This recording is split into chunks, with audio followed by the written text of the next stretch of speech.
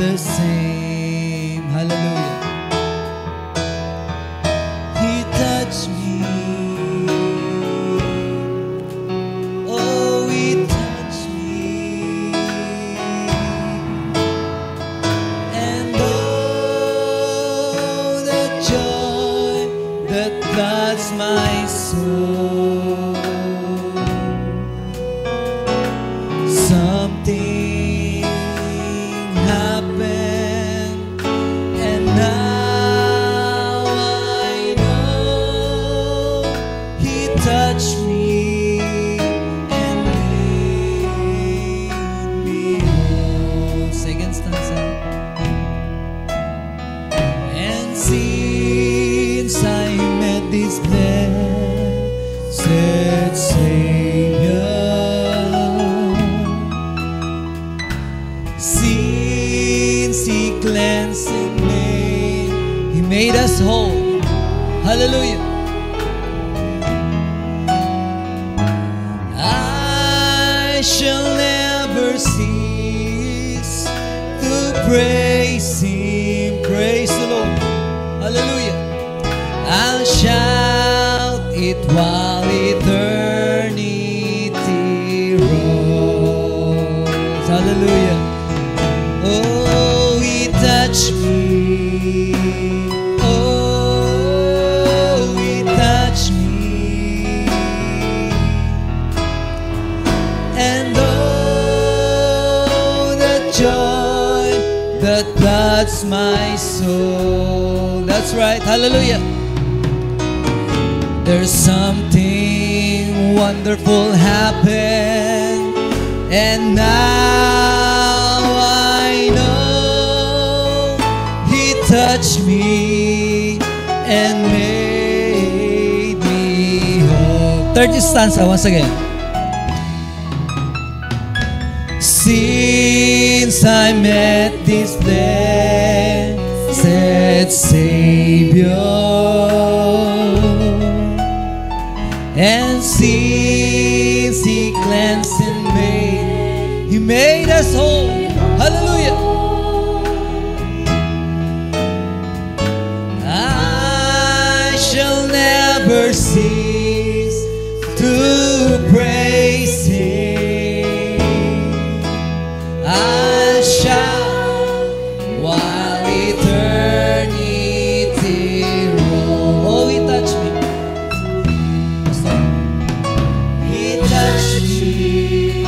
Yes, Lord, You touched us. He touched me. And oh, the joy that floods my soul. Yes, Lord. Something happened, and now I know He touched me. Yes, Lord. Hallelujah. Let's sing the chorus once again. Hallelujah. Oh, He touched me. He touched me. Yes, Lord. Oh, He touched me. Hallelujah. And oh, what a joy that floods my soul. Yes, amen, Lord. Hallelujah. Something happened, and now I know He touched me and made me whole. Amen and amen and amen. Ating palapakan ng Diyos. Hallelujah. Praise be the name of the Lord. Salamat o Diyos sa iyong paghipo, Panginoon. Salamat sa iyong biyaya na umabot sa amin sa uling mga araw na ito, O Diyos. Pinupuri ka namin at pinapasalamatan sa gabing ito. Hallelujah. Panginoon, salamat o Diyos dahil may biyaya ka na iyong pinagkaloob sa bawat isa. Na bagamat ang mga problema na ito ay tila katulad ng isang shackle na nagbabind, hallelujah, tumatali sa buhay ng bawat isa. But since the Lord, hallelujah, had touched our hearts, our soul, by His Spirit, by His Word. Salamat, mayroong isang kalayaan ngayon, O Diyos. Hallelujah. Mayroong isang papuri na mula sa puso ng iyong mga banal. Hallelujah. And it will not cease, Lord. We will not cease to praise your name. Hallelujah. Hindi kami titigil sa pagpapasalamat sa iyong biyaya. Tayo manalangin, mga kapatid, dakila ang Diyos. Ikaw ay banal na Diyos. Ikaw ay aming pinupuri at pinapasalamatan sa gabing ito. Hallelujah. Minsan pa, ikaw ay sambahin, O Diyos, ng iyong banal na iglesia, ng bawat isa, O Diyos, sa gabing ito. Mataas ka sa aming kalagitnaan. Ikaw ang mabigyan ng kapurihan, O Diyos. Ikaw ay maluwalhati sa iyong mga gawa. Hallelujah.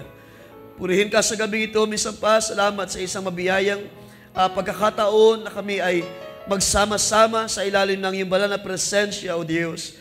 At minsan pa ay maranasan ng iyong paghipo. Hallelujah. Maranasan ng iyong biyaya, O Diyos. Maranasan namin ang iyong kadakilaan, ang iyong banal na presensya. Ay minsan pa, O Diyos, kumilos, gumawa sa bawat puso, sa bawat kaluluwa, O Diyos. At maranasan namin minsan pa ang iyong patuloy na pag-aakay, patuloy na iyong paghipo. Hallelujah. At patuloy namin, O Diyos, maranasan ang iyong kadakilaan sa pamamagitan ng iyong kabanalan, sa pamamagitan ng iyong mga salita, O Diyos, na patuloy na iyong inihahatid sa bawat isa, Panginoon. Lord God, salamat sa gabing ito. At ikaw ay aming tinataas at ibinabalik sa iyo ang masarap na mga papuri, O Diyos. Salamat sa mga awit, salamat sa mga gawa mo sa aming mga tahanan, sa aming mga buhay, O Diyos. At katulad ng aming narinig, Panginoon, hallelujah, bagamat kami ay madapat, magkulang, ikaw ang Diyos na hindi nagkukulang kailanman, hallelujah. Ang iyong mga lingkod na maaring for a while, O Diyos, ay makaranas ng mga kagipitan, makaranas ng mga kalumbayan. Salamat, O Diyos, ikaw ang nagbibigay ng kagalakan sa aming mga puso.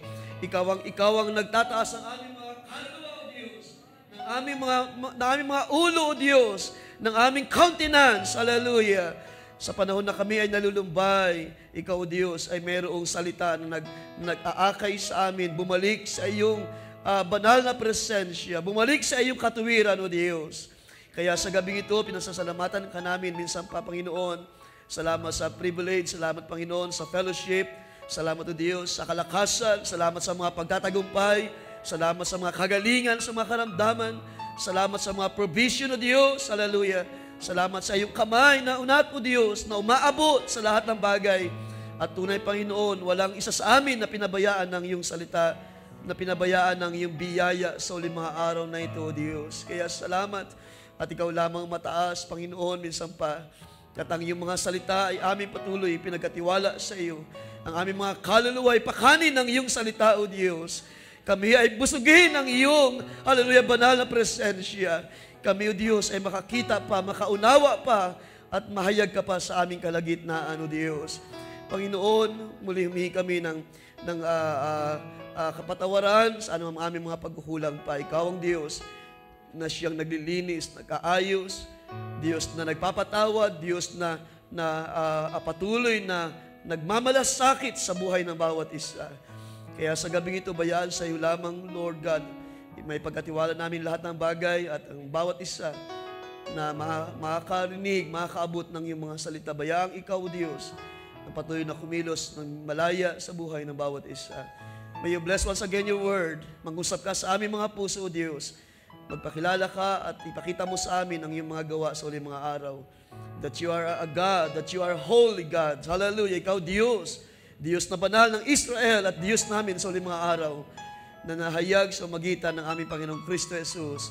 At sa aming panahon, by His mighty Spirit, hallelujah, demonstrating your word with might and power, Lord, sa kalagitnaan ng iyong iglesia. Lord, patuloy mo kaming moldehin, patuloy mo kaming ayusin, turuan, patuloy mo kaming dalhin sa iyong katuwiran, Lord God.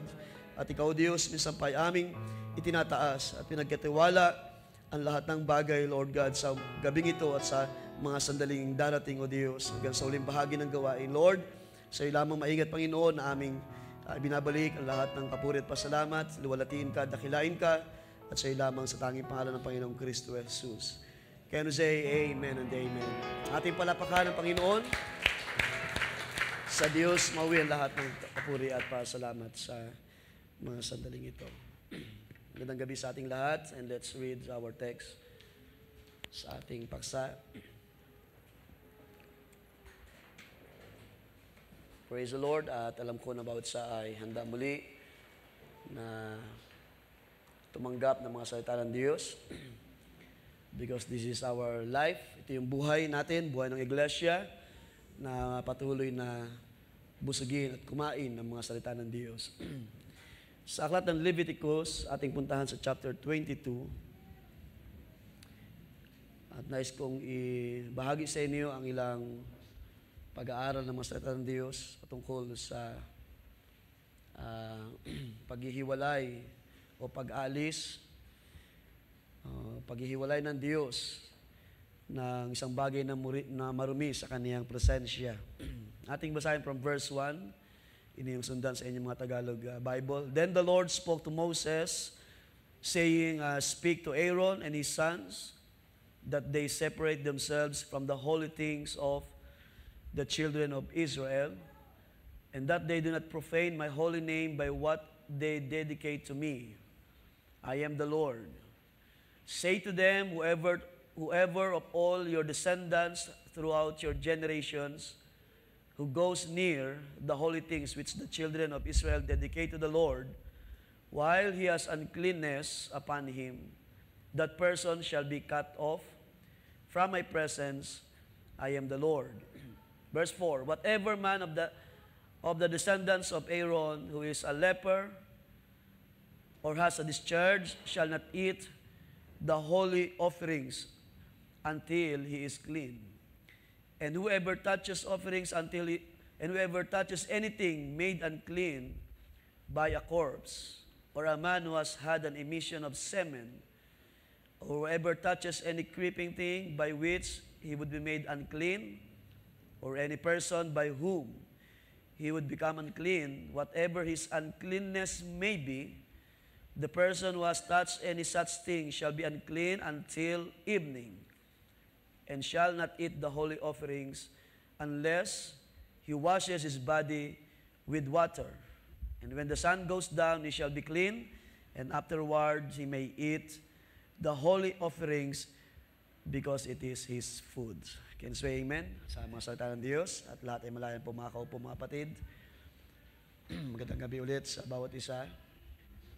Praise the Lord, at sa gabi ng prayer, panalangin muli sa Panginoon. Sama-sama nating itaas ulit ang ilang mga bagay na ating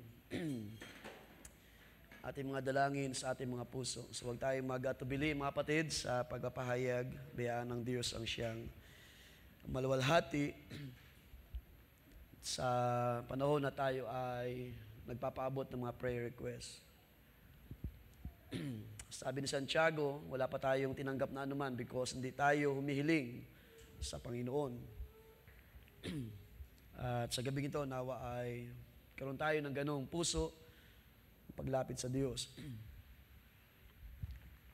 At salamat din sa ating mahal na kapatid, Brother Moy, sa kaniyang patuloy na desire at kagalakan na anumang bagay na inagaw ng kaaway para alisin ang ating mga kagalakan sa mga nakalipas. But salamat sa Diyos na patuloy na mabiyaya pa rin sa atin kahit gaano tayo kahina, pero ang Diyos ay malakas sa atin, mga kapatid. Huwag natin kalimutan, sabi ni Pablo, ang Panginoon ay sapat ang biyaya niya sa ating lahat. Sabi niya, my grace is sufficient for you, sabi ng Panginoon. Sapat pa rin ang biyaya ng Diyos para ang bawat isa ay makatayong muli at makaharap sa presensya ng Panginoon. Sa gabi ito, nais kong puntahan, mga kapatid, ang isang bagay. Sa balik, gusto ko lang muna i-remind, this coming Sunday is our whole day service. At na-announce na rin last Sunday. Meron tayong communion, so ating prepare muli ang ating mga sarili. Ang ating communion service ay gagawin nating alternate. So last December ay meron tayong communion and feet washing. Sa January wala. And then February ay meron tayong communion. Ang ating feet washing ay by June. So mid-year and last year natin gaganapin na may kasamang feet washing. So alternate lang natin, and then by March ay whole day tayo without communion. Pero yung March 2, pauna ko na yun ay joint fellowship. So most likely ay March 9 tayo magdaos ng ating whole day. Okay, so ating paksa sa gabing ito ay may pamagat na cut off or separate from the presence of the Lord. Kinuha natin sa verse 3. Or sa verse, sa verse 2. Or I think sa verse 3 nga, doon sinabi doon na whoever of all your descendants throughout your generation who goes near the holy things which the Lord or which the children of Israel dedicate to the Lord while he has uncleanness, that person shall be cut off from my presence. I am the Lord. So ang paksa na ito ay may kinalaman sa tinatawag na disfellowshipping, pag-disfellowship or pag-excommunicate. Ilang bahagi ay aming pinag-usapan o tinalakay last meeting sa church, sa Pastor Jonathan, last Sunday. Pero gusto ko lang tingnan ang bahagi nito mga kapatid about sinabi ng Panginoon na separate from the presence of the Lord. Ihiwalay sa presensya ng Panginoon. Ang gusto ko lang makita rito mga kapatid ay kung bakit ginawa o inutos ng Diyos ang bagay nito sa bayan ng Israel. At mamaya titingnan natin ang mga dahilan, ano ang layunin, ano ang purpose. Because sa mga talata na ating binasa ay marami tayong keywords dyan na pwedeng tingnan. Una, yung sabi ng Panginoon, that I am the Lord. Yung salita na throughout your generations, uncleanness shall not eat, and bat his body in water. So atin titingnan mga kapatid kung paano pinakita ng lumang tipan kung pag-uusapan ng paghihiwalay o pag-aalis sa isang bahagi ng saserdote o priest na mayroong uncleanness sa kanya. At ang idea na ito ay pinakita na sa ating binasa sa Leviticus chapter 22. At mamaya titingnan natin ang pag-apply na ginawa ng Panginoon sa bahagi na ito pagdating sa ating panahon sa ilalim ng biyaya. Pero doon sa ating binasa, Leviticus chapter 22, ay tinuro ng Diyos sa Israel sa panahon na nagpapasimula ang priesthood. At alam natin sa panahon na yan ay tinawag ng Diyos si Aaron as a high priest at ang kaniyang mga anak ay may nakabahagi o may bahagi sa paglilingkod sa templo, sa dambana ng Diyos. Dahil sa panahon na yan ay hindi pa naman natatayo ang unang templo. Pero sa panahon na sila ay naghahandog sa dambana ng Diyos, ay napakalaga na ang Diyos ay nagturo sa bayan na hindi po madali, hindi po napakadaling bagay ang maghandog sa dambana ng Diyos kapag ang isang tao o ang isang bahagi ng saserdote, dahil ito ay utos ng Diyos kay Moises sa mga anak, sa tahanan, sa pamilya ni Aaron, at sa lahat ng mayroong tungkulin sa templo, ay hindi ang Diyos pumayag. Because ang Diyos, as we know, God is holy. Ang Diyos ay banal na Diyos. At dito ay pinapakita kung paano o ano ang mga reason kung bakit kailangan i-cut off. Doon sa verse 3, binanggit doon, that person shall be cut off or ihiwalay from the presence of the Lord. Sa Leviticus chapter 21, so iatas natin kaunti, mula doon sa verse 1 hanggang verse 8, ay inutos doon ng Diyos. So hindi na lamang i-note yan, hindi na natin babasahin lahat. Doon ay inutos ng Diyos na ang mga anak ni Aaron, ng mga saserdote ay magpakabanal sa harapan ng Diyos. Because, sabi sa verse 8, you shall consecrate him, therefore, because he offers the food of your gods. He shall be holy to you. For I, the Lord, who sanctifies you, I'm holy. At pagdating sa verse 18 to 21, sabi naman doon, no, ang mga kapansanan, ang may mga kapansanan ng mga anak ni Aaron, o bahagi ng mga nasa linya ng pagiging saserdote, ay hindi rin ng Diyos pinayagan kapag mayroong impairment o blemish, dahil ang mga kapansanan sa panahon na yan ay blemish sa harapan ng Diyos. So, sino mang mayroong kapansanan, mababasa niyo dyan, atin tingnan sandali, chapter 21, verse 18. For any man who has defect shall not approach a man blind or lame, who has marred face or any lined too long, a man who has broken foot or broken hands, or is a hunchback, or a dwarf. So, isa-isa rito ang ilang mga kapansanan na possible na mayroon, or a man who has a defect in his eye, or eczema, or scab, or is a eunuch. No man of the descendants of Aaron the priest who has a defect shall come near to offer the offerings made by fire to the Lord. He has a defect, he shall not come near to offer the bread of his gods. So, ipinapakita dyan kung paanong hindi maaari na makabahagi ang sino man na mayroong defect. Sa biyaya ng Diyos, ating panahon ay hindi na ganon, mga kapatid. Because dito ay may pinapakita ang scripture.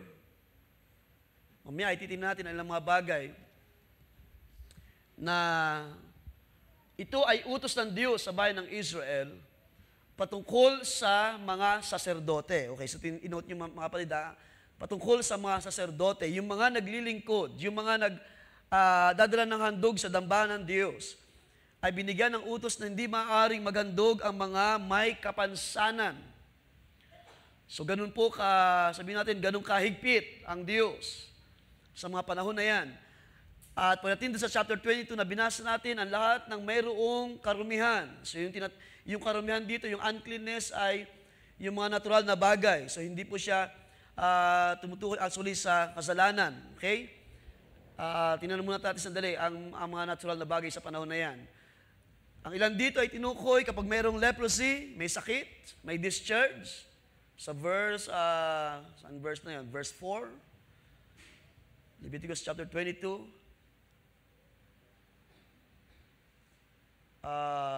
And one who touches anything, verse 4, made unclean by a corpse, or a man who has a seminal emission, or a man who touches any swarming things by which he is made unclean, or touches any person by whom he is made unclean, ano man uri ng karumihan yan, whatever his uncleanness, a person who touches any such thing shall be unclean until evening, and shall not eat of the holy gifts unless he has bathed his body in water. So yun ay ilang mga instruction, ilang mga tawag niyan, mga legal prohibition sa panahon na yan. At isang bagay pa na pwede nating i-note, ito ay gagawin ng Israel in all their generations. Binanggit yan doon sa verse 3. Any man among all your descendants throughout your generations who approaches the holy gifts which the sons of Israel consecrate to the Lord, while he has uncleanness, that person shall be cut off. From generation to generation, hindi mababago ang utos na ito ng Diyos. Kahit magpalit-palit pa ang saserdote, mawala na yung iba, mamatay at magbago ng ilang mga nasa line age lang ni Aaron. Kahit pa anong generation yan, kahit lumipas na ang mahabang panahon, manatili pa rin ang utos na hindi maaring lumapit sa dambana at hindi maaring maghandog sa Diyos ang sinuman na mayroong karumihan. So ito ay utos ng Diyos sa Israel para ano? Para sa lahat ng saserdote, para sa lahat ng naglilingkod at naghahandog sa dambana ng Diyos. At pagdating sa chapter 22, pinakita nga dyan ang mga bagay na narumihan sa kanilang katawan ay inutos ng Diyos na ito ay ihiwalay sa kapisanan at hindi maaaring maghandog sa dambana ng Diyos.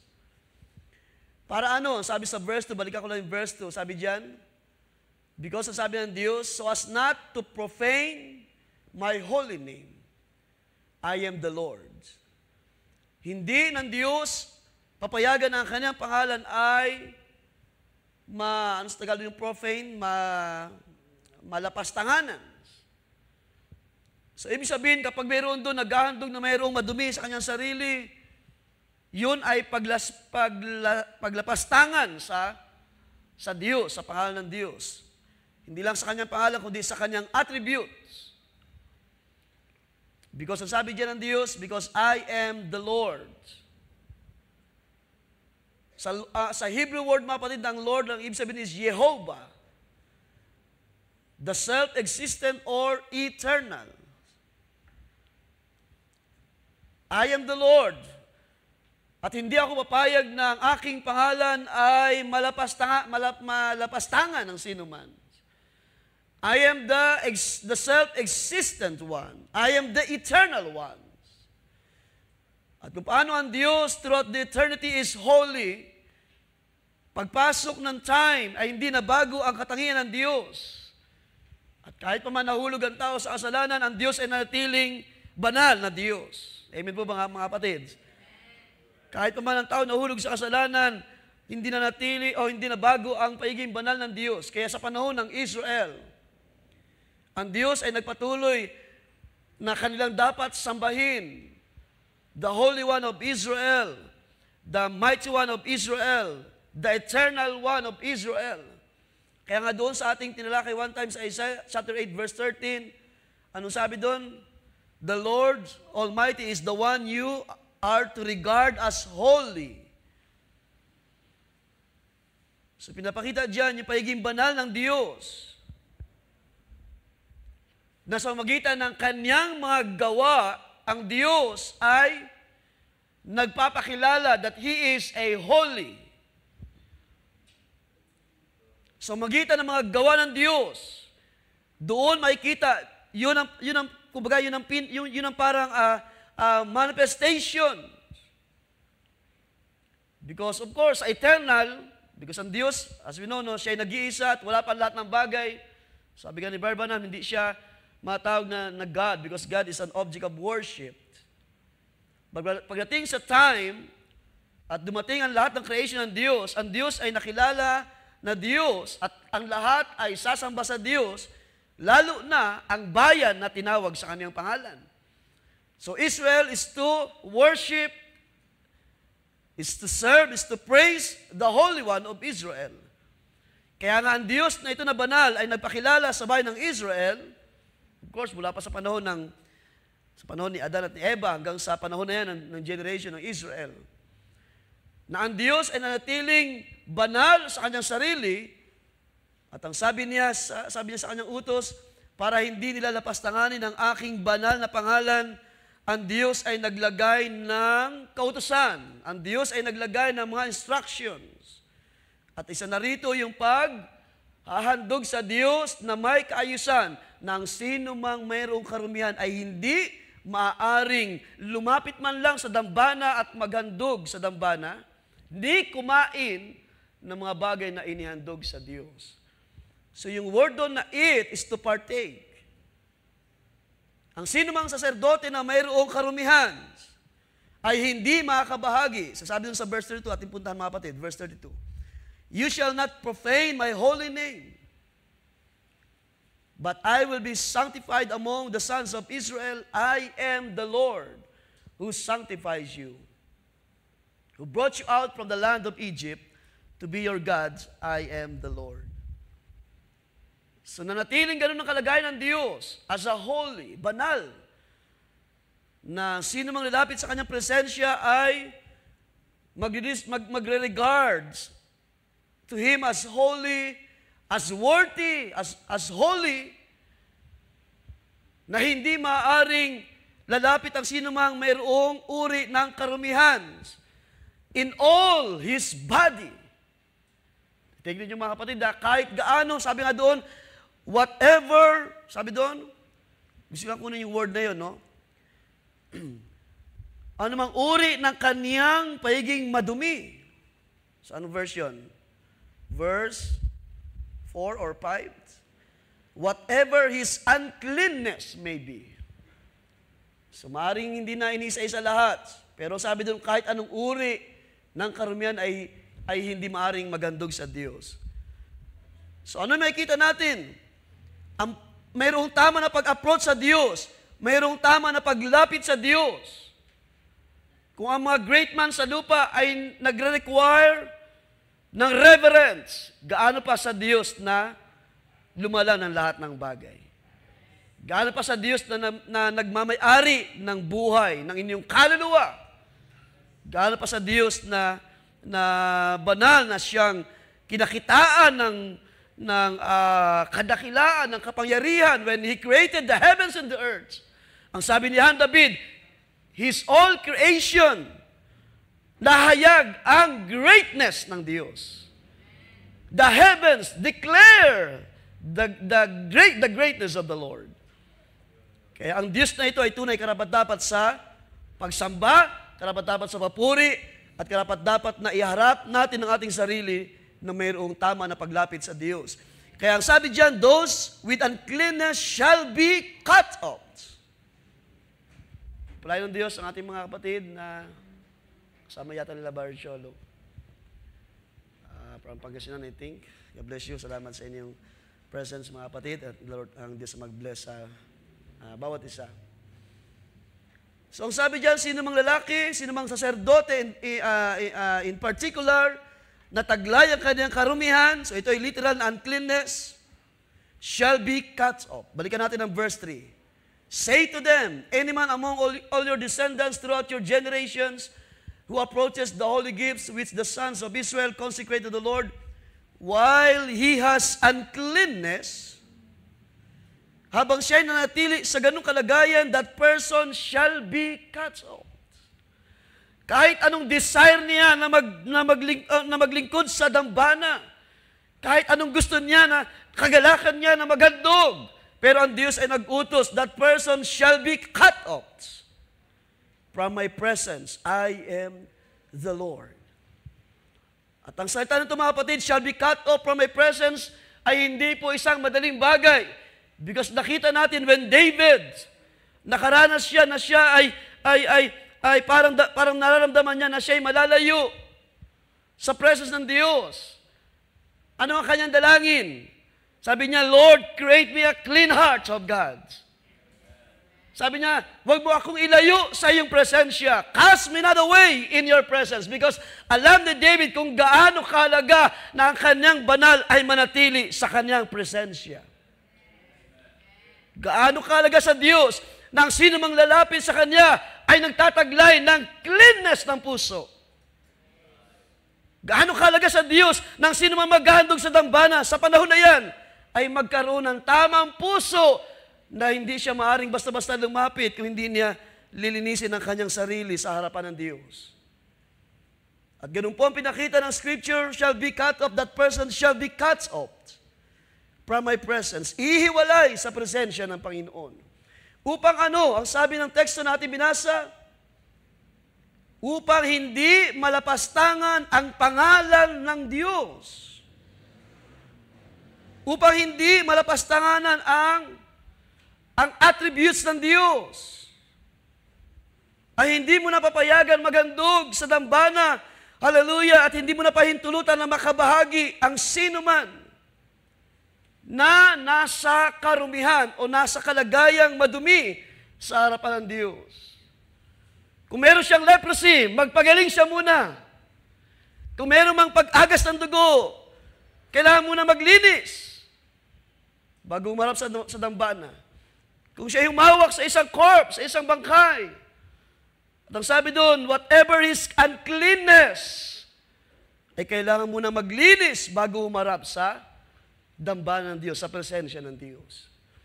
Bakit? Dahil ang Diyos ay nag-iingat ng kanyang sarili. Ang Diyos ay nag-iingat ng kanyang attributes.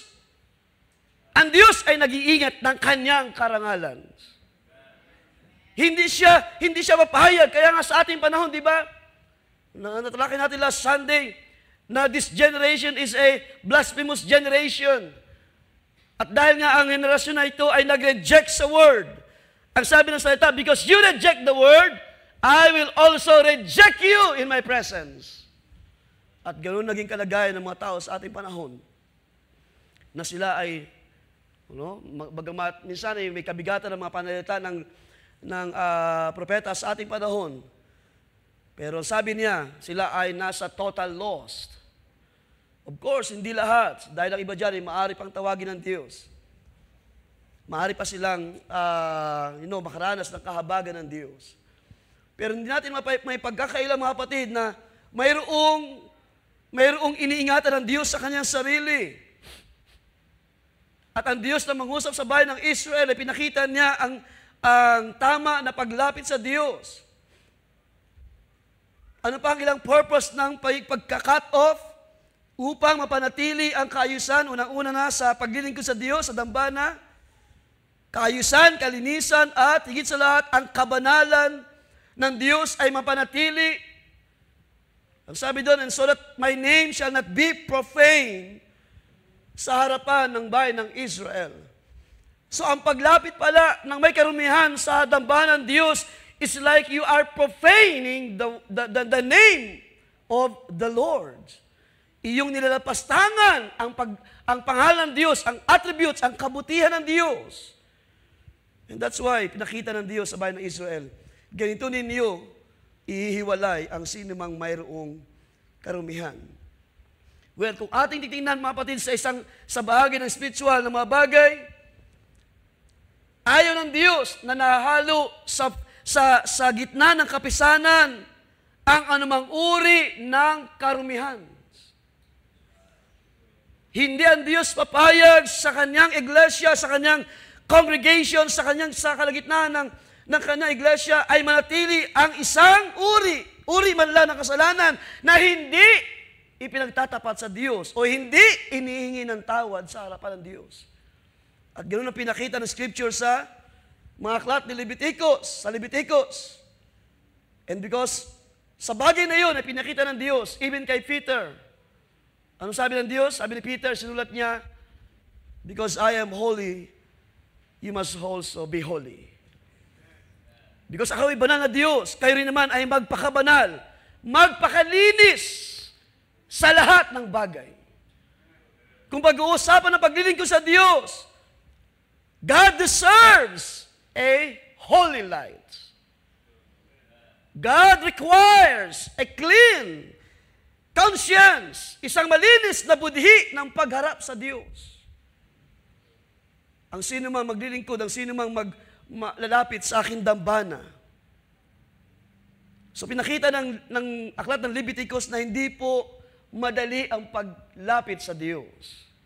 Hindi madaling maghandog sa Diyos. Hindi madaling mag-alay o lumapit man lang sa dambana ng Diyos. Without considering your body be clean first sa magitan ng tubig. Now, balikan natin ang sinabi ni Peter. Ang sabi ni Peter sa 1 Peter chapter 2 verse 9. But you are a chosen people. Nasaan ang chosen people sa gabi ito, mga kapatid? You are a chosen people, a royal priesthood, a holy nation, a people of God's own possession, so that you may proclaim the excellences or the praises of Him who has called you out of darkness into His marvelous light. So the church, the believer, kayo ay tinawag na royal priesthood, and you must proclaim the praises.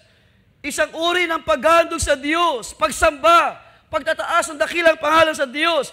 Pero hindi pwedeng mangyari ang bagay nito hanggat hindi ka nakaranas ng paglilinis ng salita ng Diyos. Ang mga Kristiyano, yung may pagkatawag as a royal priesthood. Because of Christ, we became a royal priesthood. And we are proclaiming the praise of God. At anumang uri ng kasalanan is karumihan sa harapan ng Diyos. Ano sabi doon? Balikan natin ang chapter 22 verse 3. Because gusto ko lang kunin muli yung kaisipan. Sabi diyan, in any man among all your descendants throughout your generations who approaches the holy gifts which the sons of Israel consecrate to the Lord, while he has an uncleanness, that person shall be cut off from my presence. Pinakita dyan ang iba't ibang uri ng karumihan, binasa na natin kanina, na nagiging dahilan or reason why this person must be cut off at hindi pinayagan ng Diyos na manatili in His presence.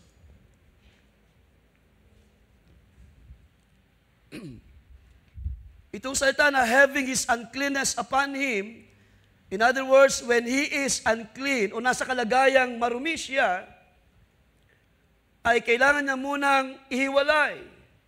So sinabi ko na sa inyo kanina, whether kahit anong kagustuhan niya na maglingkod, that person shall be cut off. Hindi niya maaaring pilitin ang kaniyang sarili because the Lord has a word. Ating puntahan ng Leviticus chapter 7, may isang bahagi pa rito ng pagpapakita ng Diyos sa sino man na unclean ay hindi maaring lumapit. But the person who eats the flesh of the sacrifice of peace offerings, verse 21 or 20, which belongs to the Lord, when he is unclean, that person shall be cut off from his people. So when anyone touches anything unclean, whether human uncleanness or an unclean animal or any unclean detestable thing, and eats of the flesh of the sacrifice of peace offerings which belong to the Lord, that person shall be cut off from his people. Huwag natin kalimutan, yung binanggit ko kanina, no? Ito ay utos ng Diyos sa mga saserdote. So wala pong exemption. Ang sino man doon na nasa linya ng priesthood ni Aaron, binasa natin kanina, throughout their generation, kahit pa lumipas ang maraming generation, hindi mababago ang utos ng Diyos. Ang sino mang may karumihan ay hindi pwedeng lumapit o maglingkod o maghandog sa Diyos. That person shall be cut off from the people o from Israel o sa gitna ng kapisanan. No, pagdating sa panahon natin when Christ came, ay pinakita ni Jesus kung paanong dapat exercise ang pagka-cut off o pag-separate. Now, sinabi ko na sa inyo kanina, hindi ito isang madaling bagay because, sabi ko nga, ang pag-fellowship, ang pagka-cut off o ang pag-separate sa isang may karumihan o may kasalanan sa gitna ng gawain ng Diyos, ay hindi isang madaling bagay because, dalawang bagay ang pwedeng mangyari. Kapag kailangang ipataw ang disfellowship, that person may repent. Pwede siyang magsisi or pwedeng mas maging malala ang kanyang condition. Because maaaring siya ay maging matigas sa kanyang sa kanyang stand na hindi niya pagsisihan ang kanyang karumihan, ang kanyang kasalanan. So hindi po ito madali. And that's why sa panahon ni Jesus, nagturo siya ng ganitong kaisipan. Ating puntahan ng Matthew chapter 18. So hindi tayo aalis doon sa kaisipan ng pag-aalis o paghihiwalay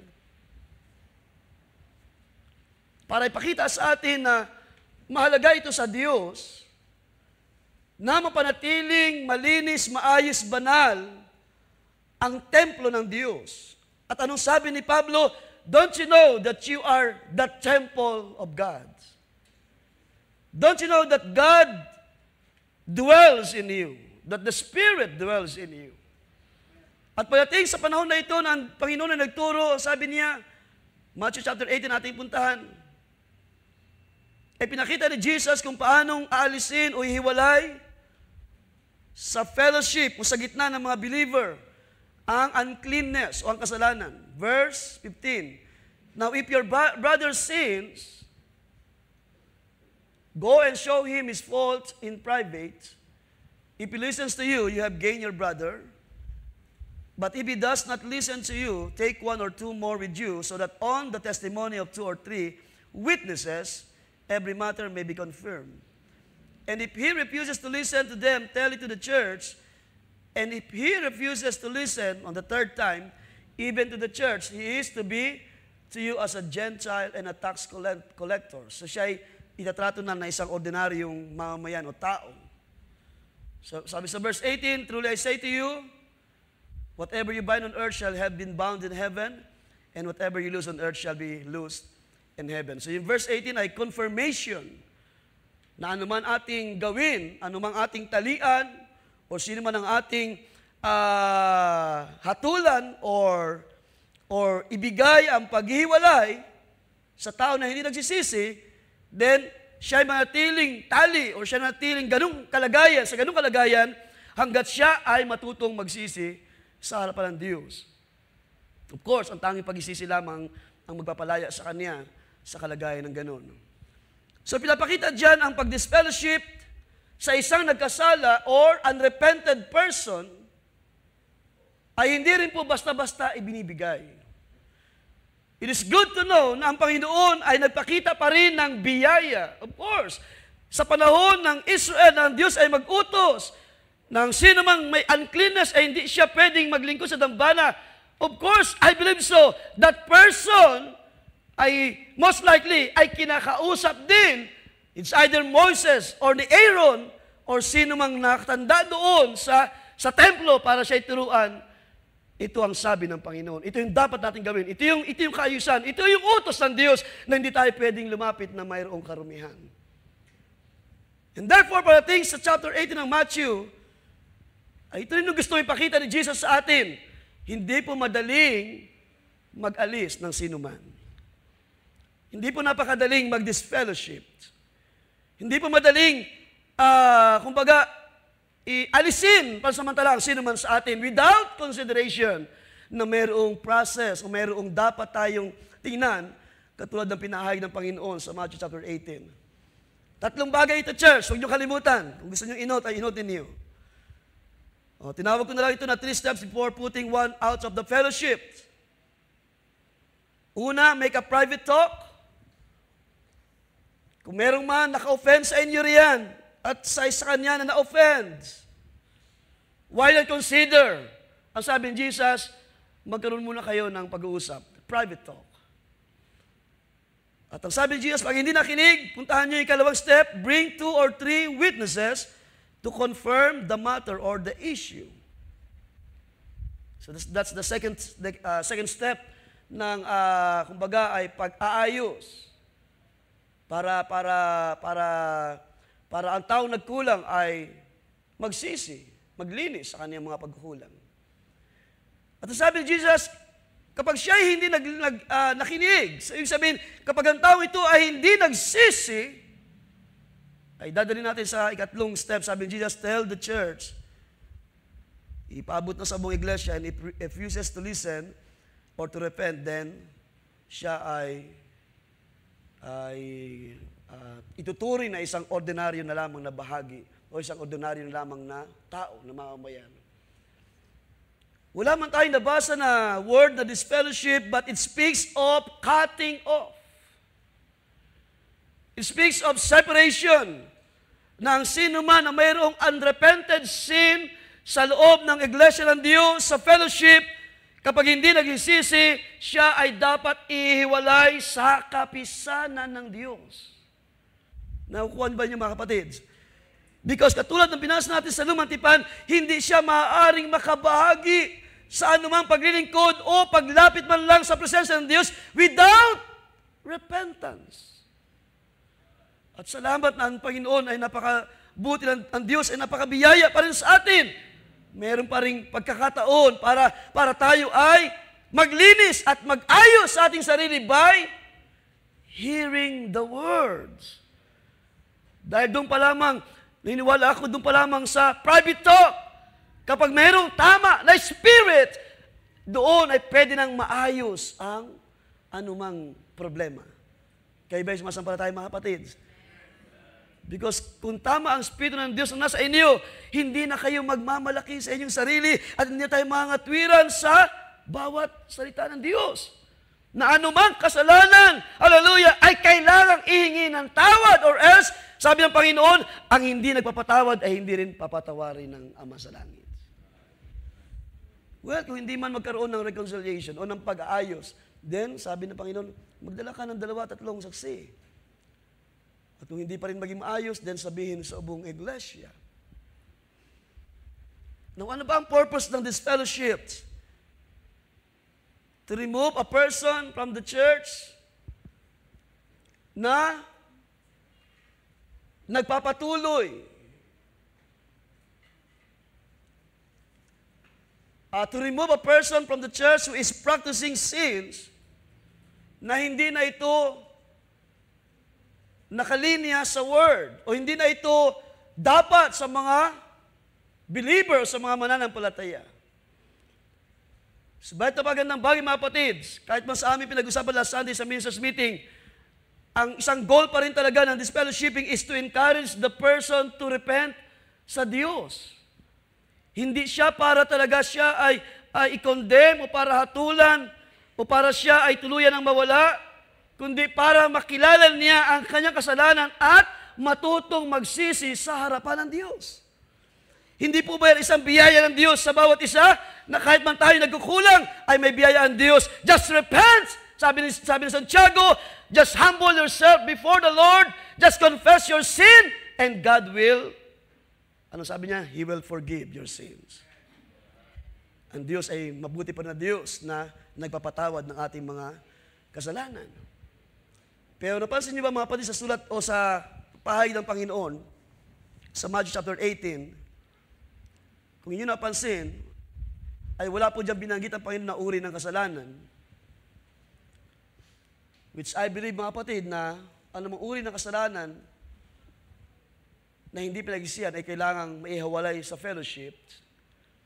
Ibig sabihin, katulad dun sa lumang tipan na binasa natin, kahit sa anong uri ng karumihan,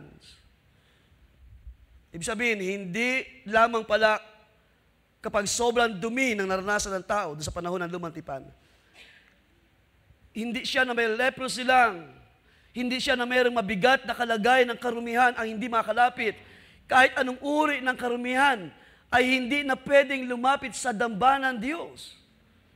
At bakit walang tinukoy ang Panginoon na specific na kasalanan? Because walang malaki at maliit na kasalanan. Malaki o maliit na kasalanan, you have to confess and repent before the Lord.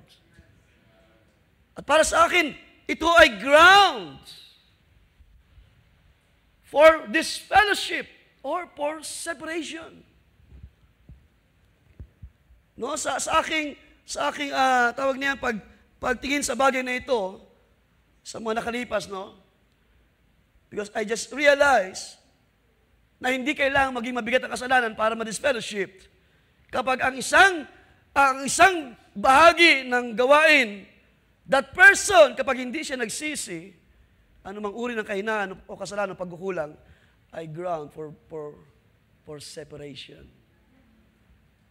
So, ibig sabihin, hindi pala kailangan maging sobrang bigat ng kasalanan. At gusto kong linawin niya mga kapatid sa inyo sa gabing ito, kahit man yan ay isang simple kasalanan, kung hindi mo pag-isihan at tumawag na ng 2 o 3 witnesses, hindi ka nagsisi, inihag sa iglesia, hindi ka pa rin naging mababa. Well, as I see it sa Scripture, it is ground for this fellowship. Of course, marami mga pinakita pa doon sa Scripture si Pablo, si Titus, sa aklat ni John, yung aming mga pinag-aralan last Sunday, bagamat natin pupuntahan ng lahat, ng mga grounds of this fellowship. Of course, ang ilan doon mabibigat na, ang mga nagtuturo ng hindi doctrine of Christ, ang lumalakad ng mga disorderly, ang mga may kasalanan, ang mga tawag niyan, lumalakad ng may kalikuan, o anumang mga kasalanan binanggit doon ni Pablo, fornication, adultery, so yun ang mga mabibigat na kasalanan. Pagtuturo ng hindi sa Diyos, o ibang doktrina na hindi tinuro ng mga apostles is ground for this fellowship. Pero kung ating titingnan ng Panginoon, sa hindi nagsisisi, tingnan niyo mabuti sa hindi nagsisisi, hindi ba nito malaki o magaan na pagkukulang o kasalanan, kapag hindi tayo nagsisi, tayo ay inihiwalay o dapat tayo maihiwalay sa fellowship. Napunta natin ang 1 Corinthians chapter 5. Because dito ay mayroong binanggit na pag-disfellowship si Pablo. Pero ito ay may kabigatan na kasalanan.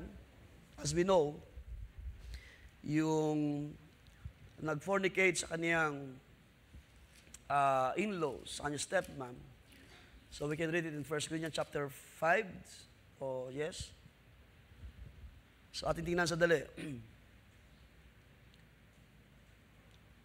Verse 4 na lang siguro. In the name of our Lord Jesus Christ, when you are gathered together along with my spirit, with the power of Lord Jesus Christ, sabi diyan, deliver such a one. So sabi ko nga, ito yung medyo may kabigatan na words. Deliver such a one to Satan.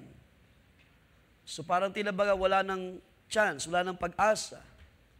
Sabi diyan, for the destruction of the flesh, that his spirit may be saved in the day of the Lord. So dito pala makikita niyo na ang pag-disfellowship ay hindi talaga totally na inaalis or totally inihiwalay sa presence. Katulad dun sa Leviticus, once na siya'y nahugasan na, then siya ay maaari nang makipag-partake sa dambana ng Diyos. Kaya dito ay pinapakita ni Pablo na hindi talaga siya totally maalis sa presence ng Diyos or totally magiging lost, kundi that his spirit may be saved in the day of the Lord Jesus. O hanggang sa araw ng Panginoon ay siya ay may ligtas. Your glorying is not good. Do you not know that a little leaven leavens the whole lump? Therefore, purge out the old leaven, inyong alisin ang libadura sa inyong kasalanan, that you may be a new lump, since you truly are unleavened. For indeed Christ, our Passover, was sacrificed for us. Therefore, let us keep the feast, not with old leaven. So, hindi na ng mga kasalanan na tinutukoy ni Pablo, nor with the leaven of malice and wickedness. So, napakalinaw naman po niya yan, na ang fellowship, ang feast dito is fellowship, at hindi maaari na ang fellowship ay nahaluan ng malice and wickedness. Do you agree with that, mga kapatid, sa mga salitang ito? But with unleavened bread of sincerity and truth. I wrote to you in my epistle not to keep company with sexually immoral people. So binanggit dyan mismo ni Pablo kung ano yung kasalanan. At siya ay nag-advise na huwag kayong makibahagi, not to company or to associate sa mga disfellowship, sa mga nahihiwalay sa gawain. Dahil sa mga kasalanan na ito, sabi diyan, yet I certainly did not mean with the sexually immoral people of this world, or with the covetous or extortioners or idolaters, since then you would need to go out of the world. So hindi pa yan tinutukoy ni Pablo na yung mga unbeliever. But now I have written to you not to keep company with anyone named a brother, o kung sino man nagpapakilala na kapatid, who is sexually immoral, or so hindi lang basta yun ang kasalanan, kundi kung mayroong covetous or idolater, or a reviler, or a drunkard, or an extortioner, not even to eat with such a person. So dito ay may kahigpitan na binibilin ni Pablo na hindi tayo maaring makibahagi, or makisama man lang, or kumain man lang, nakasama ng mga na-disfellowship, or na-separate sa fellowship, sa gawain ng Diyos. Because unang-una, di ba, sabi sa ating binasa kanina, upang hindi malapastangan ang Diyos na banal. Because kapag nandyan ang karumihan, it shows na you are profaning the name of the Lord. Pero para maiwasan yan, that person must be cut off. Kaya sa panahon na yan, hindi rin ang Diyos pumayag. Hindi rin si Pablo pumayag. Because Paul is a preacher of the gospel of Christ. Hallelujah!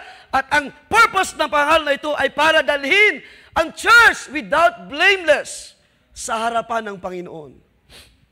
At ang ganitong kalagayan ay hindi maaring magpatuloy. And that's why mayroong mga ganitong pagtuturo na pinapakita ang Scripture, which this church, this ministry, ay ilang beses na rin dumaan sa ganitong uri ng process. Well, ako'y nagpapasalamat sa Diyos dahil meron siyang salita na inilagay sa ating mga puso at tayo ay merong tama na espiritu to obey the word, to obey every instruction ng Diyos. Hanggang sa ating panahon ay meron tayong tama na salita na ating sinusundan sa huling mga araw. And I believe hindi tayo pinagkulang ng Diyos, mga kapatid, at hindi kayo pinagkulang ng Diyos sa inyong pananampalataya.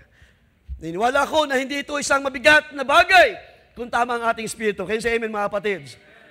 Because in the first place, kung tama ang ating espiritu, ang Espiritu ng Diyos ang magtuturo sa atin para ibaba tayo sa harapan ng salita ng Diyos.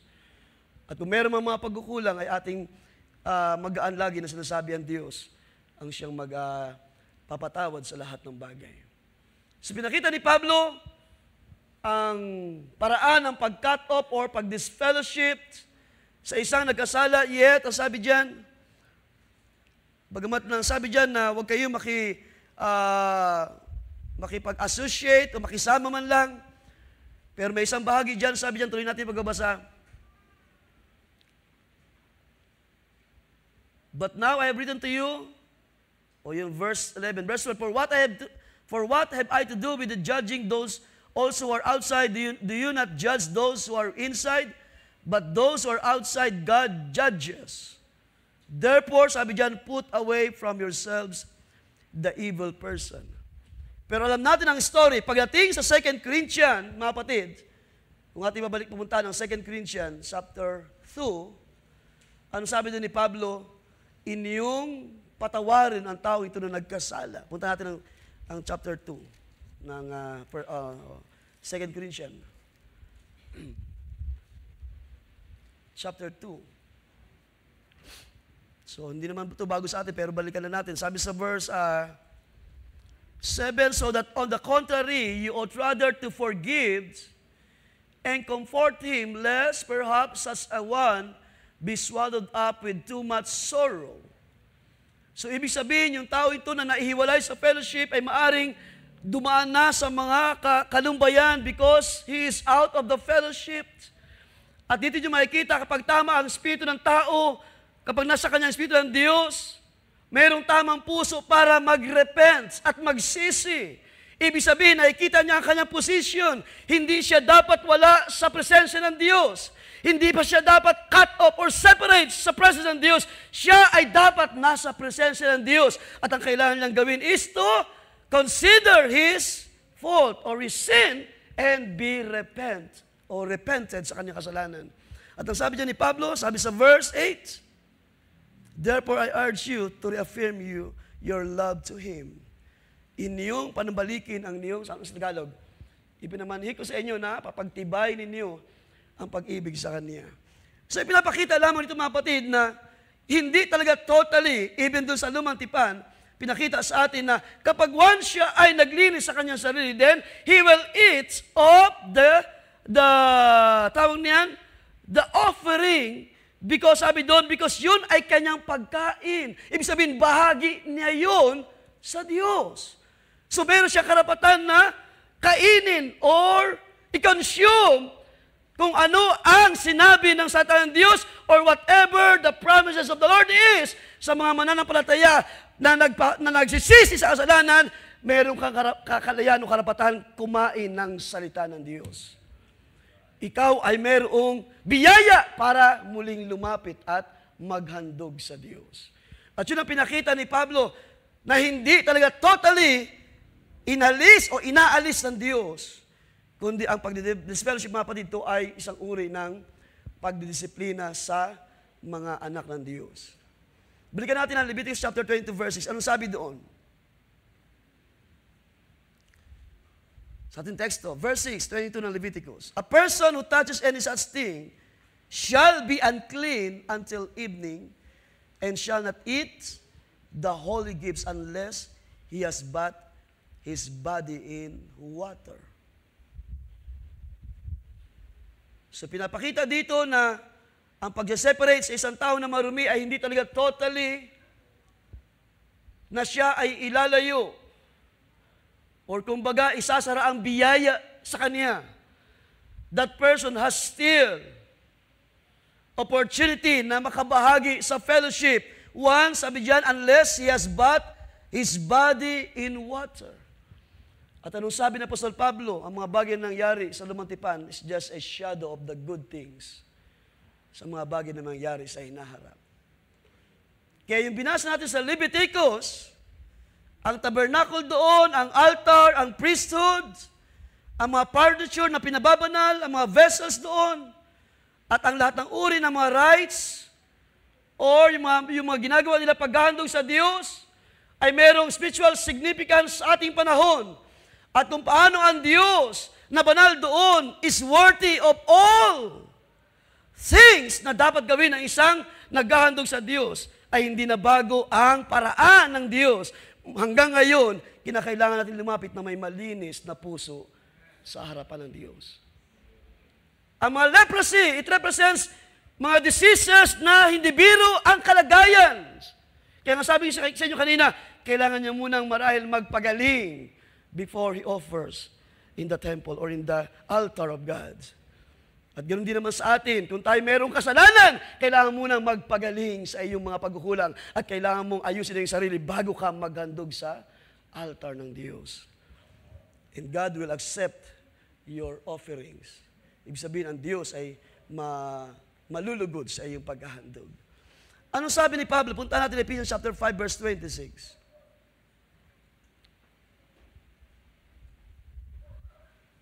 Anong sabi ni Pablo? So that he might sanctify her. Ang gusto kong tingnan dito yung paglilinis ng salita. Alam niyo ba na ang iglesia ay sinasanctify ng word? Can you say amen, mga kapatid? Ang iglesia ay pinababanal ng salita ng Diyos. Ibig sabihin, ang salita ng Diyos ang naglilinis sa atin sa ating panahon. Na kung sino man ang makaranas ng karumihan o ng uri ng kasalanan, there is a word that will cleanse the church. Hindi tayo pwedeng manatili na kulang na maraming mga bagay at mahina sa maraming mga bagay. Kailangan mong magpalinis sa salita ng Diyos. At ang sabi ni Pablo, that he might sanctify her, or the church, having cleansed her by the washing of water with the word. Ano ang naglilinis sa atin? Ang salita ng Diyos. And that's why, the more ng Diyos ay nangungusap, the more the church will be cleansed from all filthiness. Sa lahat ng uri ng uncleanness. Hallelujah. Sa ating panahon, ang tanging maglilinis ay ang salita lamang ng Diyos. At kung tayo malilinis ng salita ng Diyos, then we can offer. Kaya nga sabi doon, you are a royal priesthood. Then if you are a royal priesthood, then you must be, proclaim the praise of God who calls you mula sa kadiliman tungo sa kagilagilalas na liwanag ng salita ng Diyos. Ang sabi diyan, that he might present to himself, verse 27, the church in all her glory, having no spot or wrinkle or any such thing, but that she would be holy and blameless. So kapag pala tayo ay nalinis sa salita ng Diyos, ibig sabihin naturuan ka o napayuhan ka, at ikaw ay nagsisi, then ikaw ay may kalayaang makakabahagi o makakain ng handog sa altar. And this is the altar of God, kung saan ang word of truth ay dumadaloy sa iglesia. Kapag ikaw ay nalinis ng salita, then you may eat the word. You may eat or you may partake the communion or the feet washing, or you may partake with the praise and worship ng buong iglesia, and there's no guiltiness because the word is cleansing you. Because the word of truth is, is washing you. At sa magitan nito tayo ay nakapagandog ng isang mabango, sabi ni Pablo, isang mabango na samyo sa Diyos. Sa gabing ito, sumasampalataya ako na meron kayong mga handog sa Diyos na isang mabangong samyo sa harapan ng Diyos. Because I believe so. Bago pa tayo lumapit kanina, ang ating mga puso ay nagsabi na, Panginoon, ano man ang aking naging pagkukulang o pagkakasala, ay aking inihingi ng tawad sa inyo. Ganyan ba ang ating mga karakter, mga kapatid, na bago pa man tayo dumating sa loob ng gawain, ay may puso na tayo mababa to confess our faults. Hindi na kailangan dumaan pa sa process na bigay ng Panginoon dahil yun ay utos kapag kinakailangan ng gawin ng mga bagay. Pero as long as your heart, na sinabi ni David, linisin mo ang aking puso, ang aking espiritu, dahil hindi ako papayag na ako ay malayo sa iyong presensya. Because sabi ni David, in your presence there is fullness of joy. Mga kapatid, once na inyo naranasan ang dakilang presensya ng Diyos, hindi kayo papayag na kayo ay malayo sa presensya na yan, mga kapatid. Sino sa atin na nakaranas na ng dakilang presensya ng Diyos, ng pagkilos ng kanyang malayang Espiritu sa buhay niyo? At kung kayo ay nagkulang, hallelujah, at kung kayo man ay maaaring ma-separate, then ang Diyos ay may biyaya pa rin. Just cleanse, just be bathed in your body in water.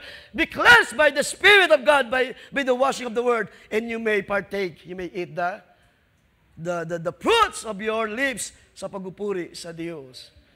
At yun dahilan, hindi po lahat ng pagsamba ay tinatanggap ng Diyos, kundi sila lamang na may mababang puso.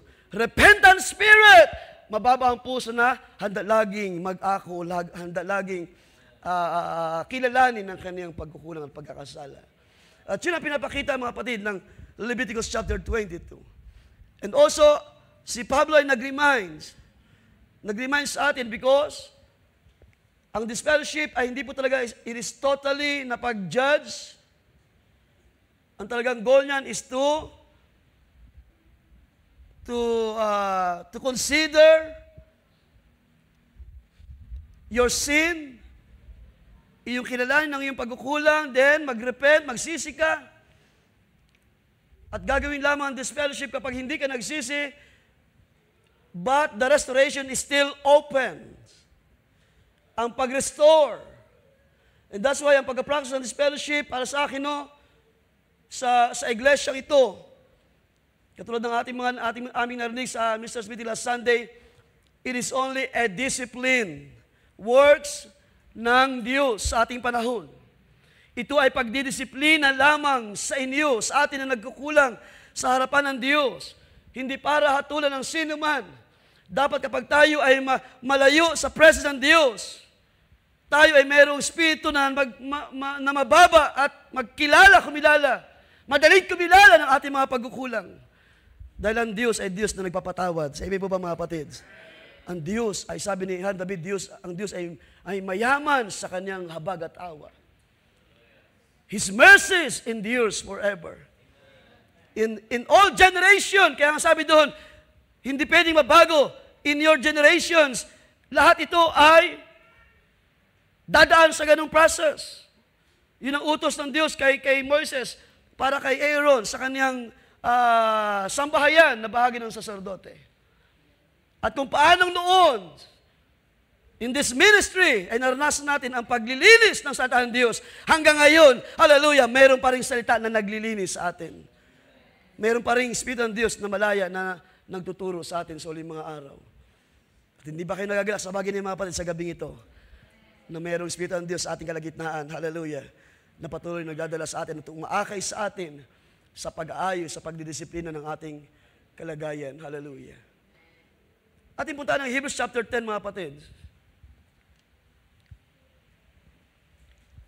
Dahil yung ginawang utos ng Panginoon kay Moises, ng pag-aalis sa presence ng Diyos, ang lahat ng may karumihan, ay hindi upang sila'y alisin sa pagiging saserdote, kundi yun ay pagdaan lamang sa isang disiplina. Kailangan lang dumaan sa discipline o pagtuturo. Because iniisip ko, mga kapatid, sa mga panahon na yun, maaring ang ilan na hindi pa naturuan, most likely, ay agad na gumaganap sa kanilang mga tungkulin sa dambana. At maaring doon ay nakita ng Diyos na hindi tama, hindi maayos, o hindi ganito, hindi dapat ganito ang kalagayan ng mga saserdote. Maaring ilan doon ay lumalapit sa dambana na mayroon pang kailangang ayusin o linisin sa katawan.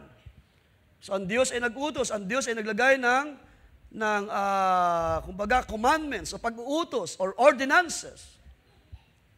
At sa ating panahon, ganoon din naman, mga kapatid. Ang pagdidiscipleship ay hindi po ito pag-alis sa inyong position. Ito ay pagtuturo lamang o pagdidisiplina. Sabi ni Pablo, ang pagkatawag ay hindi na mababago.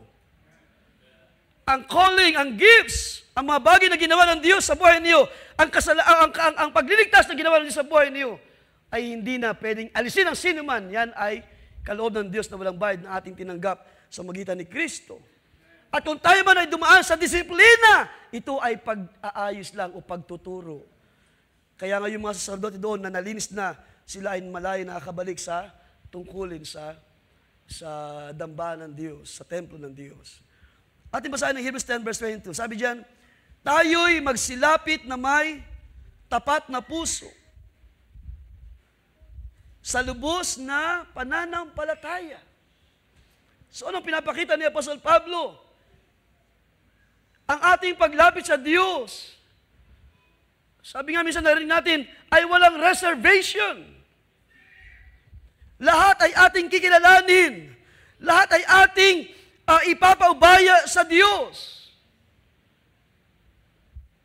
Buong puso, buong kaluluwa ay ating ihahandog sa Diyos. At walang reservation na pagkatapos ng iyong paghahandog sa Diyos sa araw ng linggo ay babalik ka na naman sa anumang bagay na marumi sa lupa.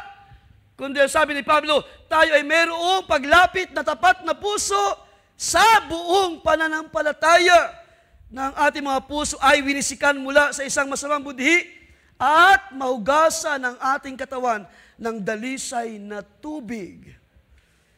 Ano ang dalisay na tubig? Salita ng Diyos. Hallelujah! At hanggang ang salita ng Diyos ay nariyan, ang iglesia ay nililinis sa lahat ng bagay para hindi tayo maglapas tangan sa harapan ng Diyos. Para ang iglesia ay manatili, proper, maayos, may kaayusan, order sa loob ng iglesia. Kaya nga mayroong mga pagtuturo, sabi ni Pablo, gawin niyo lahat ng bagay na may kaayusan at nararapat. Ano yan? Ipinakita kung paanong sa lumang tipan ang Diyos ay nag-require ng order, ng kaayusan. Those who will, hallelujah, who will come near into the altar, you must be cleansed. At ganoon din naman sa ating panahon, lahat ng mga maghahandog sa gabi ito ay dapat mayroong paglilinis na ginawa ang Diyos sa buhay ninyo. Dapat kayo'y nakaranas ng kapangyarihan ng Espiritu ng Diyos na naglilinis ng ating conscience, ng ating budi, at wala ng guiltiness. You know, mahirap mga kapatid maghandog sa Diyos na mayroon tayong daladalang kabigatan sa ating mga puso.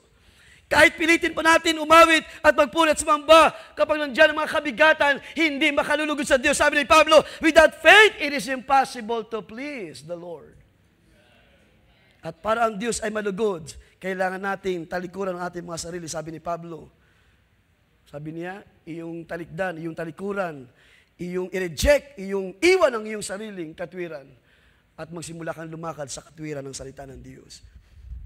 Sabi sa verse 23 verse 23 natin, na ating ingatang matibay ang pagkakilala ng ating pag-asa upang huwag mag-alinlangan.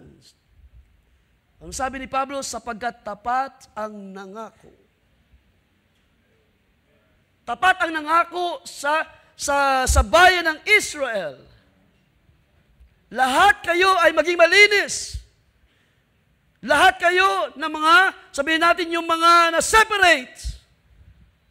Once you cleanse your body in water, then you may now offer a sacrifice. You may now offer the gift to the Lord. At sa bawat isa na nagkulang o naman nagkasala, kapag ikaw ay nakaranas ng paglilinis sa salita ng Diyos, then walang sino mang pipigil sa iyo para magpuri at sumamba sa Diyos. Meron kang karapatan, kalayaan, meron kang biyaya na tinanggap mula sa Diyos. Merong isang tapat na puso na paglapit, hallelujah, at sa gabing ito ay sumasampalataya, merong mga tapat na puso na lumalapit ngayon sa Diyos. Cleansed by water, by washing with the water of the Word. At hindi tayo exempted, walang exempted sa ating mga kapatid. Lahat tayo ay dadaan sa process. Lahat doon ng nasa descendant. Kaya sabi ng Panginoon, all your seed, all your descendants. Kapag ikaw ay bahagi ng may pagkasaserdote sa panahon na yun, ay hindi maaaring gagawin mo ang iyong, kumbaga ang iyong kagustuhan lamang ng paghahandog sa Diyos. Huwag natin kalimutan ang nangyari sa bayan ng Israel. I think that is Uriah, tama ba? Nang siya ay humawak sa arka, na hindi siya, gamitin natin yung word na authorize, or wala siya sa panahon para gawin ang bagay na yun. He's not in the position to touch the covenant. Walang nagawa ang bayan ng Israel kahit si Moses because siya ay pinaslang ng Diyos. So ganun po kahalaga ang paglapit sa presence ng Diyos. Maaring tayo makalapit o maaring tayo ay nasa loob ng gawain ng Diyos. Maaring tayo makapagkunwari na tayo ay may karanasan, pero isang araw tayo ay i-expose din ng salita ng Diyos.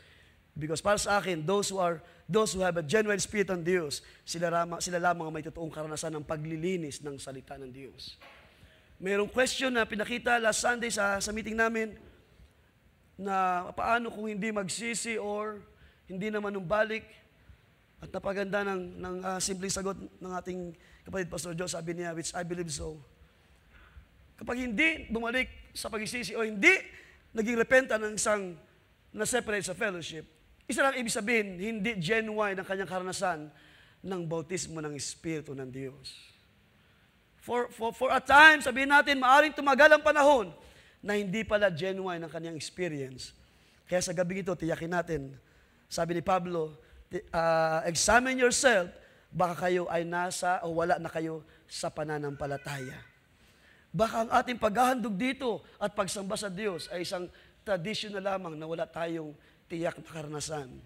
Pero sasabihin ko muli sa inyo mga kapatid, na ang bautismo ng Espiritu ng Diyos ay tatak ng mga mananampalataya. Kaya nga sabi ni John, those who are born in God ay hindi na magkukumit ng kasalanan.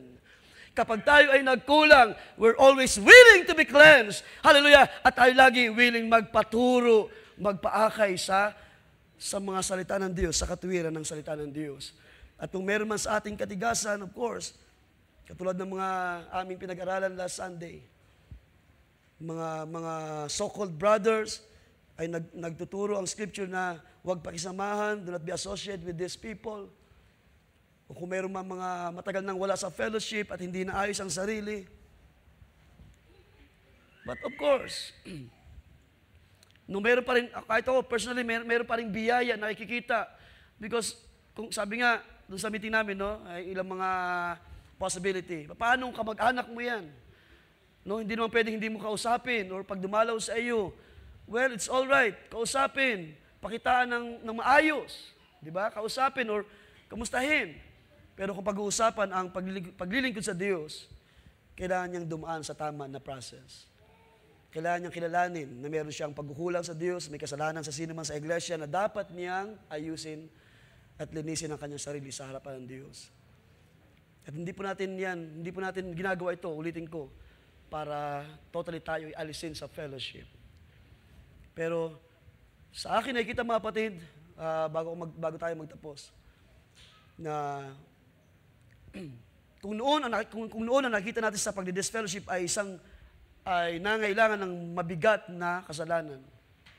Pero para sa akin ngayon, as I see it sa pinakita ni Jesus, wala siyang na-mention ng uri ng kasalanan doon. As long as na ikaw ay magsisisi, ikaw ay makakabahagi sa dambana, sa altar ng Diyos. Pero kung ikaw ay hindi repentant, whatever na fault or sin na hindi mo pinag-isihan, ikaw ay ihiwalay sa fellowship. Para ano? Para disiplinahin, hindi po para totally hatulan ng salita ng Diyos. Ano ang purpose? Balikan ko lamang ito. What's the purpose of this fellowshipping? To remove people who are practicing sins that God forbids o hindi na pinapahintutan ng Diyos sa iglesia.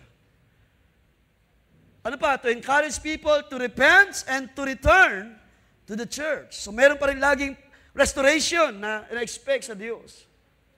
So meron pa rin biyaya na pinapakita ang Scripture. At ikatlo, to protect the church, kaya ang ibigasa natin kanina, inyong alisin yung evil person, sabi ni Pablo. Because kapag nandyan ang kasalanan, the sin will spread. Mahahawa ang mga mahina sa iglesia. It will confuse the fellowship. Maglalagay lamang ito ng confusion sa iglesia. And yet, sabi ni Pablo, ang Diyos ay hindi author ng confusion. Ang Diyos ay author ng kapayapaan sa iglesia. Kaya sabi ni Pablo, remove that person, remove that sin. At inyong i-keep ang feast with sincerity and truth. Which I believe sa magitan ng ganitong paraan, mga kapatid, makikita natin kung ano ang pinakita doon sa ating teksto. Ang isa sa pinaka-reason upang ang tao o sino mang mananampalataya, so-called believer, ay hindi mag-profane sa pangalan ng Diyos. So ang pagiging marumi ay paglapastangan sa banal na Diyos. Kung hindi man tayo magpapakumbaba at magsisisi sa ating mga pagkukulang, tayo ay naglalapastangan sa Diyos. But God forbid, and I know I pray, and I have this hope, sa gabi ito ang mga kasama ko ay may mga tama ang espiritu at mabababa ang puso, willing always to learn, to be instructed, to be corrected. Sino sa gabi ito ang willing pa rin? Magpaayos at magpahakay, hallelujah, magpatuwid, hallelujah. Napakasarap ng binanggit ng ating MC kanina, na kahit tayo mahina, tayo ay nanghina, tayo ay nanlupaypay, pero ang Diyos ay hindi nagbago ng kanyang salita sa bawat, sa kanyang pangako, sa kanyang katuwiran, sa kanyang pagtuturo sa iglesia, hindi siya nagbago. Sabi ng ating binasa, I am the Lord. I am the existent one. I am the Holy One. I am the Eternal One. At kung paano ako'y banal noon, I am always holy. Ako'y manatiling banal hanggang sa mga panahon na ito. At yun dahilan ng church, ang ministry, tayong lahat ay dumadaan sa ganitong process. And hindi na nakakapagtaka because kung paano ang Diyos ay ganun ang kanyang attribute before. Pinakita ng Scripture, pinakita ni Jesus, pinakita ni Pablo, is the same God deserves the praise of His people na dumaan sa apoy ng kaniyang Espiritu. Dalahin ko sa gabi ito na tayo ay makaranas pa ng paglilinis ng apoy ng Espiritu ng Diyos. Wasakin pa ang lahat ng mga kahinaan sa laman, alisin pa ng Diyos ang lahat ng pangangatwiran. Huwag niyo kalimutan, anumang uri ng kasalanan ay karumihan sa harapan ng Diyos at maaring pumigil sa malaya na pagkilos ng Diyos sa buong iglesia. At I just thanking the Lord, mga kapatid, dahil ako'y sumasampalataya sa dakong ito ay malaya pa rin ang Espiritu ng Diyos na kumikilos sa bawat isa. Ating palapakan ng Panginoon, mga kapatid. Hallelujah. Huwag nawang mangyari, God forbid, na maranasan natin ang pagka-cut off ng Diyos. Being separated in my presence, dahil yun ang naging judgment, yun ang naging penalty, yun ang naging utos ng Diyos sa lumantipan. Anumang uri ng karumihan, that person shall be cut off in my presence. At sa gabi ito, sino magsabi, Panginoon, wag mo nawa akong ilayo sa iyong presensya. Like David, hallelujah, Lord, cleanse my heart, renew the spirit within me. Sino pa sa gabi ito ang handa magpaayos? Hallelujah, kung meron pa mga kahinaan, may mga pagkukulang pa, ang Diyos ay mayaman sa kahabagan, ang Diyos ay mayaman sa pagpapatawad. Tayo po muna ay manalangin. Panginoong Diyos, kami ay nagpupuri at nagpapasalamat sa iyong mga salita. Salamat o Diyos sa patuloy na iyong pangungusap, sa patuloy na iyong pagpapakilala ng iyong katuwiran, ng iyong kabanalan. Tunay o Diyos na walang maaring makaharap sa iyong kabanalan o Diyos, na hindi maaring makaranas ng paglilinis ng iyong salita. Hindi maaring makaranas muna siya ng paglilinis sa Espiritu, na siya ipanganak sa tubig at sa Espiritu. Panginoon, yan ang karanasan ng iyong iglesia. Kaya sa gabing ito, O Diyos, kami ay sama-sama nagpupuri at nagpapasalamat sa iyo. Because of that grace, because of your mercy and grace na aming naranasan sa uling mga araw. Hallelujah! Na ikaw, O Diyos, ay banal na Diyos, and you are worthy to be praised. Hallelujah! At ang bawat isa na lalapit sa iyo ay kinakailangan maging malinis sa kanyang sarili. At walang ibang maglilinis sa amin, O Diyos, maliban sa iyong mga salita lamang. Hallelujah. We are being washed, hallelujah, by the water, by your words, o lima araw. Ang aming dalangin na lamang, O Diyos, ay patuloy kaming linisin, patuloy kaming pakabanalin, O Diyos, sa iyong harapan. At alisin ang lahat ng uri ng karumihan sa iyong iglesia. Alisin ang lahat ng uri, O Diyos, ng maaaring pumigil sa iyong malaya na pagkilos sa huling mga araw na ito. Hallelujah. May you bless the church patuloy, O Diyos. May you bless every part of this ministry. Bawat lalaki at babae, O Diyos, bawat isa na maghahandog sa iyo ng papuri at pasalamat, ay patuloy namin, Panginoon, na ipinagkatiwala ang aming buhay, O Diyos. At sumasampalataya na mayroon kang magagawa sa mga bagay na aming pinagkatiwala sa iyo. Katulad ni Haring David, siya ay nanalangin to be cleansed. Hallelujah. To be tested by your word. Hallelujah. Na siya'y nag-inquire muna sa iyo. Na siya'y lumapit na mayroong mababang puso sa iyo. And is willing to be instructed. And is willing, oh God, to repent for his transgressions. Ano man ang kanya naging pagkukulang, ano man ang kanya naging kasalanan sa iyo, ay naging mababa ang kanyang puso, O Diyos, na ito ay kanyang iningi ng tawad. Hallelujah, because meron siyang karanasan kung paano manatili sa iyong presensya, kung paano ang isang lingkod mo, O Diyos, hallelujah, ay pagpalain, hallelujah, ng iyong kabanalan at maranasan niya ang iyong kadakilaan sa kanyang buhay. At katulad ng iyong mga lingkod, O Diyos, at katulad ng iglesia ito, O Diyos, na patuloy na iyong nililinis ng iyong salita, hallelujah, ay naghahandog kami sa iyo ng lahat ng papuri at pasalamat. Lahat ay aming ibinabalik sa iyo, ang lahat ng pagsamba at papuri. Hallelujah, salamat sa iyong mga salita. Salamat sa patuloy na iyong pag-akay, O Diyos. At salamat sa patuloy na iyong pangungusap. Hallelujah, sa iyong iglesia. May you bless your word. May you bless every one of us, Lord. At ang sino man, Panginoon, na maaabot, O Diyos. Hallelujah. At sino man makakain at makakabahagi, sa iyong biyaya lamang kami ay tumatayo, Panginoon. At kung mayroon pa mga bagay na kulang, O Diyos, kung may mga bagay pa na kasalanan, ay aming sama-samang inihingi ng tawad sa iyo. Because ang aming Diyos ay sagana sa biyaya, sagana sa kahabagan at pagpapatawad. Hallelujah. If we will only confess our sins, our faults, ang Diyos ay Diyos na mahabagin at ang Diyos ay nagpapatawad pa rin sa aming mga kasalanan. Kaya salamat, O Diyos, pagpalain ng iyong salita, pagpalain ng bawat isa.